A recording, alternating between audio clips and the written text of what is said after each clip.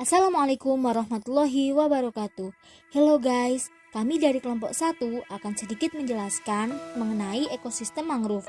Sebelum kita membahasnya lebih lanjut, alangkah baiknya kita harus mengetahui pengertian dari ekosistem mangrove. Jadi, ekosistem mangrove merupakan suatu ekosistem pada wilayah interdal atau pada wilayah pasang surut dengan interaksi yang kuat antara perairan laut, payau, sungai, dan terestrial. Interaksi ini menjadikan ekosistem mangrove mempunyai keanekaragaman hayati yang tinggi, baik berupa flora maupun fauna. Jadi, dapat diketahui bahwa ekosistem mangrove adalah ekosistem yang berada di daerah tepi pantai yang dipengaruhi oleh pasang surut air laut sehingga selalu tergenang air. Setiap ekosistem pastinya memiliki ciri-ciri tersendiri, baik ekosistem yang ada di darat maupun yang ada di laut.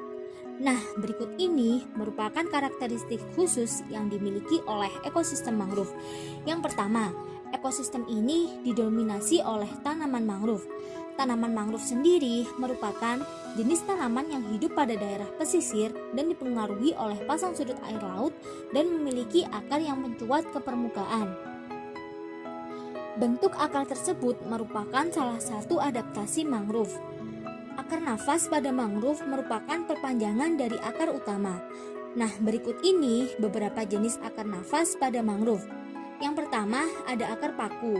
Akar paku ini merupakan perpanjangan akar utama yang meruncing keluar permukaan seperti paku.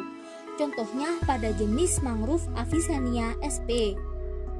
Yang kedua, ada akar lutut yang memiliki ciri akar ini sedikit menggulung di atas permukaan tanah. Contoh dari akar lutut ini pada jenis Bruguera sp. Yang ketiga, ada akar tunjang. Akar tunjang ini memiliki ciri bentuk akar yang keluar dari batang utama di atas permukaan tanah. Contohnya pada jenis mangrove Rhizopora sp. Yang keempat, ada akar papan. Ciri dari akar papan ini yaitu bentuk akar yang mencuat pipih, berkelok, dan memanjang di atas permukaan tanah. Contohnya pada mangrove jenis Psilocarpus sp.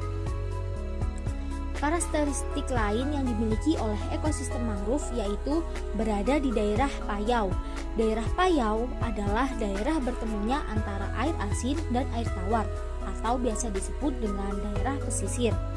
Kemudian sangat dipengaruhi pasang surut air laut. Kemudian berada di daerah berlumpur dan jenis tanaman yang toleran terhadap kadar garam atau bersalinitas. Lalu memiliki zona yang berlapis. Dalam ekosistem mangrove terdapat zona-zona yang dibedakan menurut letak dan jenis mangrove yang ada di dalamnya.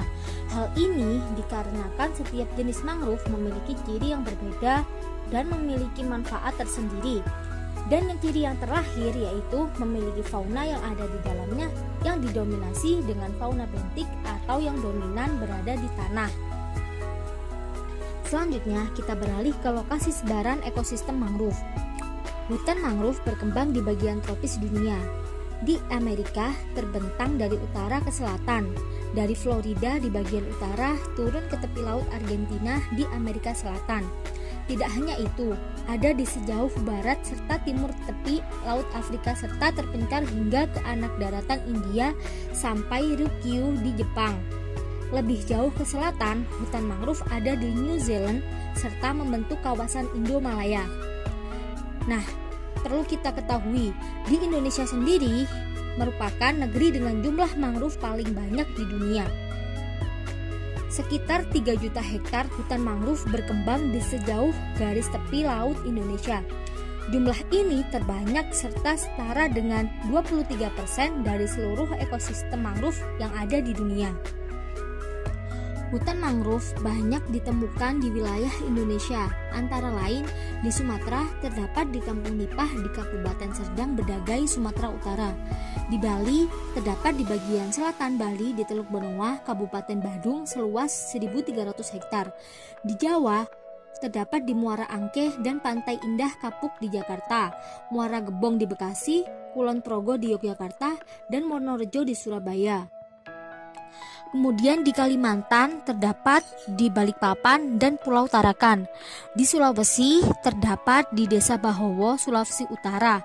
Dan masih banyak lagi wilayah di Indonesia yang banyak ditemui hutan mangrove. Selanjutnya, kita beralih ke organisme yang terdapat pada ekosistem mangrove. Nah, berbicara soal ekosistem, tidak luput dari yang namanya organisme yang ada di dalamnya nih guys. Nah, apa saja sih organisme yang ada dalam ekosistem mangrove? Yuk kita simak bersama.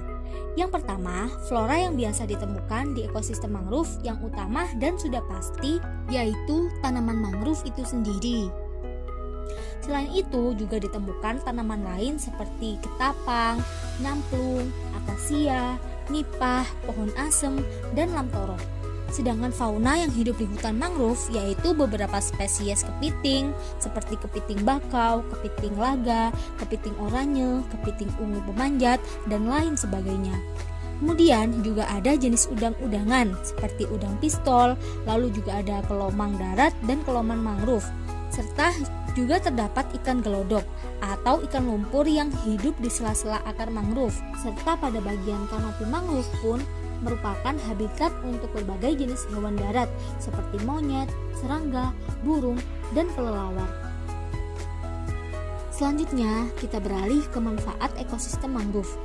Berbicara mengenai ekosistem, pasti terdapat manfaat bagi kehidupan sekitar, di antaranya yaitu yang pertama, manfaat ekosistem mangrove yang berhubungan dengan fungsi fisik adalah sebagai mitigasi bencana seperti peredam gelombang dan angin badai bagi daerah yang ada di belakangnya, serta sebagai pelindung pantai dari abrasi. Manfaat lain dari ekosistem mangrove ini adalah sebagai objek daya tarik wisata alam dan atraksi ekowisata dan sumber daya tanaman obat. Selain itu, ekosistem mangrove juga berfungsi sebagai habitat berbagai jenis satwa. Ekosistem mangrove berperan penting dalam pengembangan perikanan pantai karena merupakan tempat berkembang biak, memijah, dan membesarkan anak bagi beberapa jenis ikan, kerang, kepiting, dan udang. Hutan mangrove berguna untuk organisme di dalamnya seperti menyediakan perlindungan dan makanan berupa bahan organik ke dalam rantai makanan. Terima kasih kepada teman-teman yang sudah menonton video ini.